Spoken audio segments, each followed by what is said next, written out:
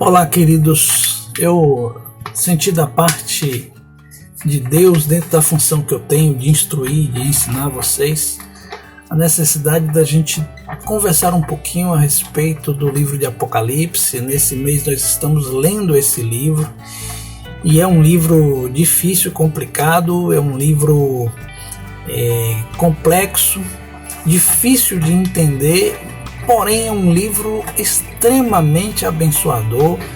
É um livro que quando eu leio eu saio cheio de fé, cheio de ânimo, com esperança no futuro, cheio de desejo da volta de Jesus.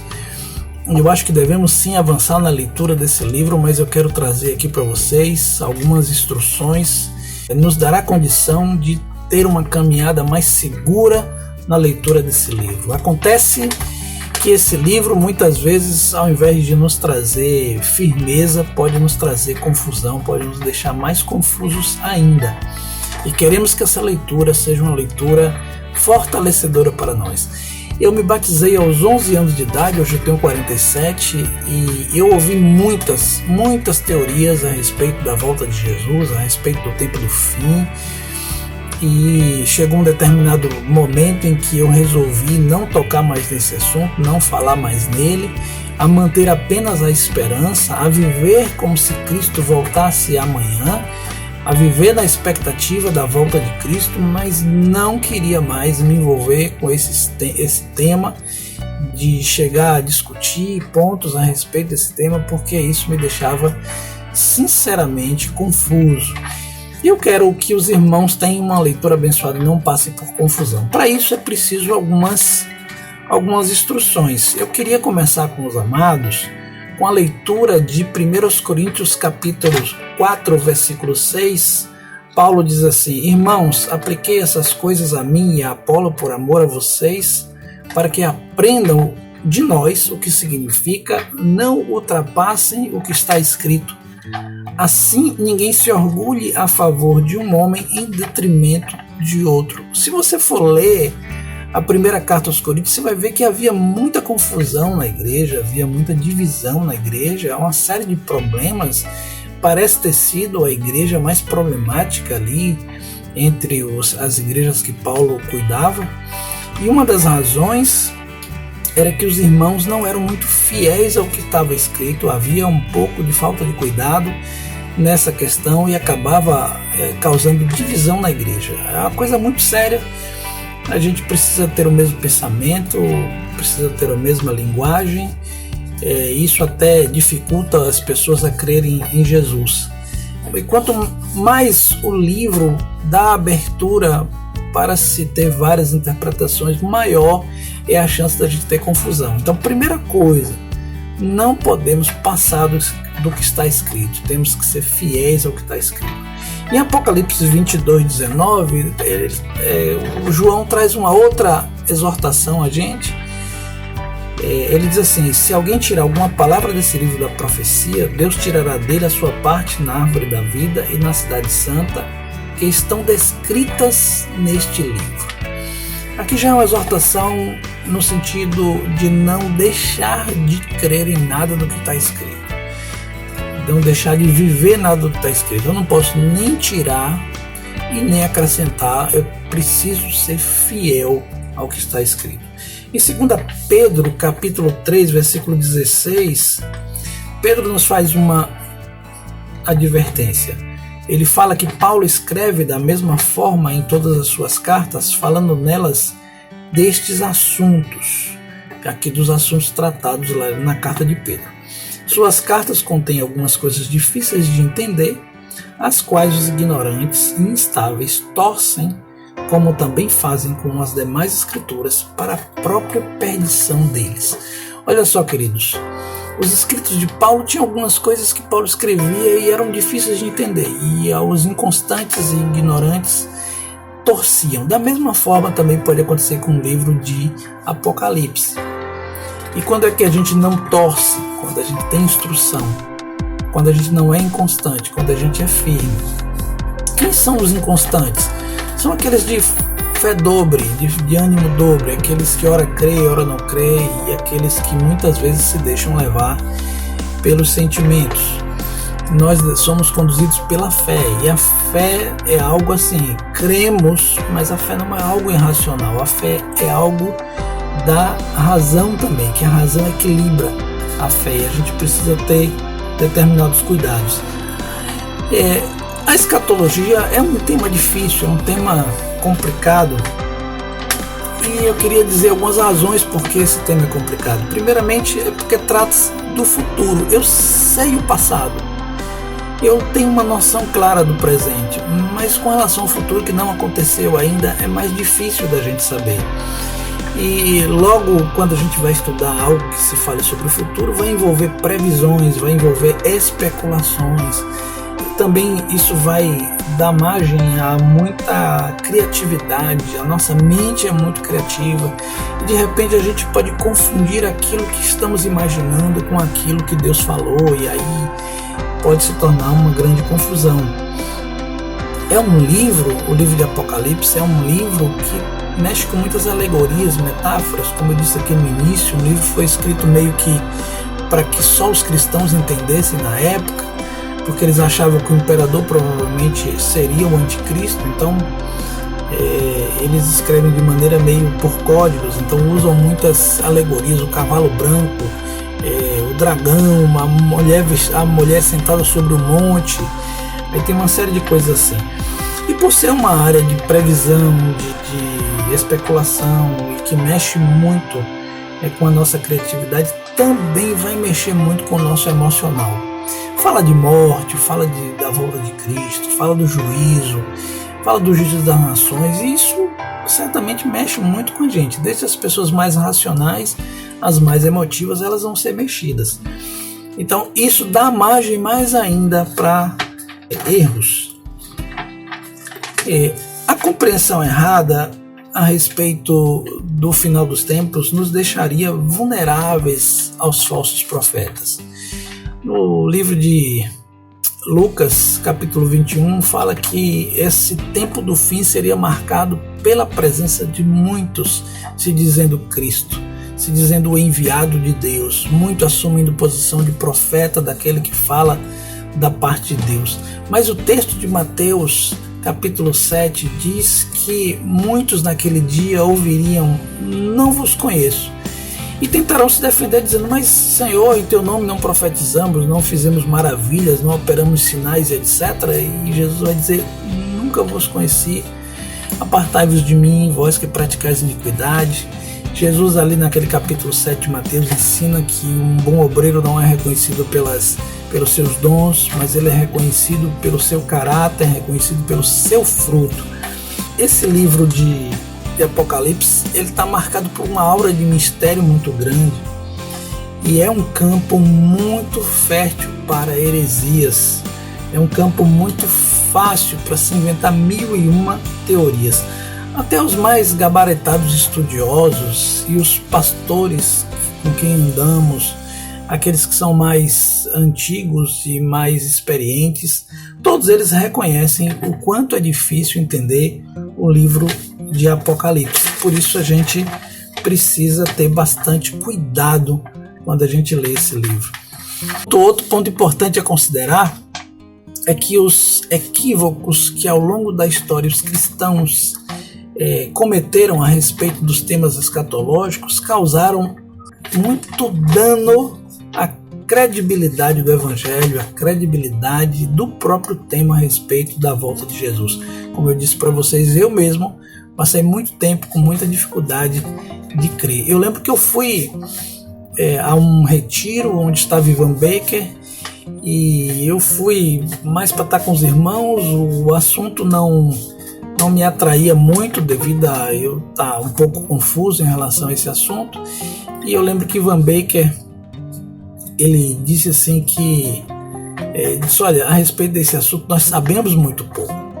Só daí eu já fiquei assustado. Sabemos muito pouco? Como assim? Eu cansei de ver teólogos, cada um dizer que sabe mais do que o outro a respeito desse assunto, cheio de revelações e textos montados a respeito desse assunto. E Van Baker chega lá e disse que não sabia muita coisa, que tinha somente alguns textos que falavam com clareza que 80% do que seria conversado naquele retiro seria especulação. Foi mais ou menos isso que ele disse, não exatamente com essas palavras, e eu fiquei bastante assustado com aquilo, mas ao mesmo tempo eu confiei, aquilo recuperou a credibilidade do tema, porque então eu fiquei com aquela certeza de que até aqui está claro na escritura, daqui para frente é especulação, nós fazemos as nossas especulações, mas no fim das contas Deus nos revelou até onde a gente devia ir e a gente tem que esperar nele, tá confiante nele. As ovelhinhas do Senhor ouvem sua voz, irão chegar até o final, serão conduzidos por Deus até o final. As ovelhas estarão apercebidas, né, e não se deixarão enganar. A Bíblia diz que nos últimos tempos virá uma operação do erro, que é segundo a eficácia de Satanás, que virá com poder sedutor muito grande, que se possível enganaria até os escolhidos. Deus quer que a gente permaneça dependendo dele, dependendo da sua palavra, sendo fiéis e dependendo do corpo de Cristo, até que a gente chegue ao tempo do fim, onde ele nos conduzirá de maneira muito sábia. Como eu havia falado, durante a história muitos cristãos se equivocaram a respeito da vinda de Jesus. E tem um grupo até que criou teorias de que Jesus voltaria em determinada data, e por 2 ou 3 vezes determinaram a volta de Jesus. E quando chegou o tempo, Jesus não voltou. E essas profecias, essas predições foram feitas baseadas em sonhos, revelações e coisas mirabolantes. E Jesus acabou não voltando, e aí isso gerou um descrédito muito grande. Isso é munição para quem é ateísta. Muitos que certamente estavam em dúvida na fé acabaram ficando com mais dúvida ainda. Então esse é um motivo para a gente ter muito zelo e muito cuidado com relação a esse tema a respeito da volta de Jesus. Se por um lado nós ansiamos e desejamos, como diz em Romanos 8, ansiamos a redenção dos nossos corpos, o nosso coração arde por isso, Maranata vem Jesus, mas por outro lado nós temos que ter muito pé no chão, muito cuidado, muita oração, muita dependência de Deus, muita fidelidade à Escritura e muita supervisão dos homens mais antigos, mais experientes que cuidam de nós. Esse tema é tão variado que existem várias teorias a respeito da volta de Jesus. Tem os milenistas, amilenistas, pré-milenistas, pós-milenistas, tem aí uma nomenclatura infindável de teorias que eu não quero nem entrar nisso, não cabe aqui agora, esse é assunto talvez para outra conversa. Eu tenho certeza de uma coisa, e esse é o meu cuidado aqui com os irmãos, que nós não precisamos de confusão nesses dias. Nós precisamos, pelo contrário, firmar a nossa fé, né? Nós precisamos tirar a confusão, nós precisamos clarear o caminho para os amados. Portanto, nós precisamos fazer uma leitura de Apocalipse que venha nos trazer certeza, que venha nos trazer convicção, que venha nos trazer um caminho mais seguro, e não uma leitura confusa. Eu quero citar aqui alguns princípios de interpretação que a gente precisa estar de olho. Nós precisamos dividir a Bíblia nos textos claros, textos relativamente claros e textos confusos. Os textos confusos nós precisamos deixar de escanteio. Nós precisamos nos fixar nos textos claros. É através dos textos claros que nós extraímos a doutrina, extraímos a vontade de Deus, extraímos tudo aquilo que é necessário para a gente viver. Há uma infinidade de textos claros, e eu digo uma coisa para você: se você entender primeiro os textos claros, procurar ser fiel aos textos claros, só aí você vai gastar uma vida toda. São os textos claros que nos dão a base de doutrina. Os textos relativamente claros, eles precisam ser entendidos à luz dos textos claros. Elas não podem contradizer os textos claros. Os textos confusos, eles também precisam estar alinhados com os textos claros. Porém, a grande maioria dos textos que são confusos, uma boa parte deles, vamos dizer assim, são insolucionáveis. Não tem solução para você entendê-los. E o que temos que fazer? Nós temos que confiar na soberania de Deus. Lá no 2 Pedro, ali no primeiro capítulo, diz assim, acho que o versículo 3, diz que Deus nos deu tudo aquilo que necessitamos para a vida e para a santidade. Deus, em sua soberania, como um Pai amoroso, cuidadoso, Ele nos deu tudo aquilo que a gente necessitava. E Van Beck dizia assim, nós temos que aprender com o silêncio da Escritura. Se a Escritura não falou algo a respeito de determinado tema, é porque não era necessário para nós. Aquilo que Deus nos deu é suficiente para a gente chegar até o final, para a gente seguir com segurança, para a gente ter uma boa caminhada, um bom caminho. Então, queridos, não precisamos de muita coisa. Vamos pegar o texto, vamos fazer uma leitura simples, vamos nos aprofundar nas coisas que são necessárias, vamos pegar aquelas coisas claras, não vamos nos fixar em coisas difíceis demais de entender, porque Deus sabe a nossa limitação. Agora, é perigoso a gente especular a respeito de determinadas coisas. Eu vou fazer uma pergunta para os irmãos aqui. Adão tinha umbigo? Já que todo mundo nasce com um umbigo ali que é cortado quando você sai da barriga da mãe. E Adão tinha? Mas eu quero te fazer outra pergunta. Qual a importância que tem uma pergunta dessa para a nossa vida prática? Zero. Então eu não vou gastar meu tempo com isso. Há textos confusos, como por exemplo, se os mortos não ressuscitam, como farão os que se batizam pelos mortos? Aí daí se criou uma heresia que as pessoas se batizam por aqueles que já morreram. Gente, que absurdo, só tem um texto que fala disso. Os outros textos não falam nada, é um texto complicado. Sabe o que eu faço com esse texto? Eu digo, não, esse texto aqui, quando eu chegar lá diante de Jesus, eu vou perguntar, Jesus vai me explicar, isso aqui é alguma coisa lá do contexto da época, eu não vou me meter com isso, deixe isso para lá. Há textos que são claros, por exemplo, Jesus chorou. O que você vai interpretar num texto desse? Jesus chorou. Eu lembro de Jorge Mitian, quando perguntaram para ele uma vez no avião, disse, e Mitian, explica aqui, aquele que se divorciar de sua mulher e casar com outra comete adultério. O que Jesus estava querendo dizer com isso? E Jorge dizia assim, Jesus estava querendo dizer que aquele que se separar de sua mulher e casar com outra comete adultério, que casar com uma repudiada comete adultério. Ele disse, não, mas o que Jesus quis dizer? Não, Jesus quis dizer que aquele que se divorcia da sua mulher e casar com outra comete adultério, que casar com uma repudiada comete adultério. Não, Jorge, você não está entendendo. Aí Jorge diz assim, agora eu estou entendendo o que o irmão quer dizer. O irmão quer saber o que Jesus quis dizer com esse texto. Ele diz, pois é, Jesus quis dizer, aquele que repudia sua mulher e casa com outra comete adultério, que casar com a repudiada comete adultério. Aí o cara se chateou e disse, você não está entendendo o que eu quero dizer, deixa pra lá. Nós precisamos ser simples, nós precisamos ter um coração simples, nós não podemos pegar a Escritura e interpretá-la da nossa maneira ou de acordo com a nossa visão. Nós temos que entender ali qual é a vontade de Deus. E eu creio, queridos, firmemente que Deus vai falar muito ao teu coração no livro de Apocalipse, falar muito com o meu. Nós vamos ter muitas conversas sobre esse livro, mas não vamos nos ater a coisas que são difíceis demais de entender. Nós precisamos entender o básico para depois a gente ir crescendo e acrescentando ali. Nós vamos entender o quanto é necessário a gente estar perto de Jesus. Amém?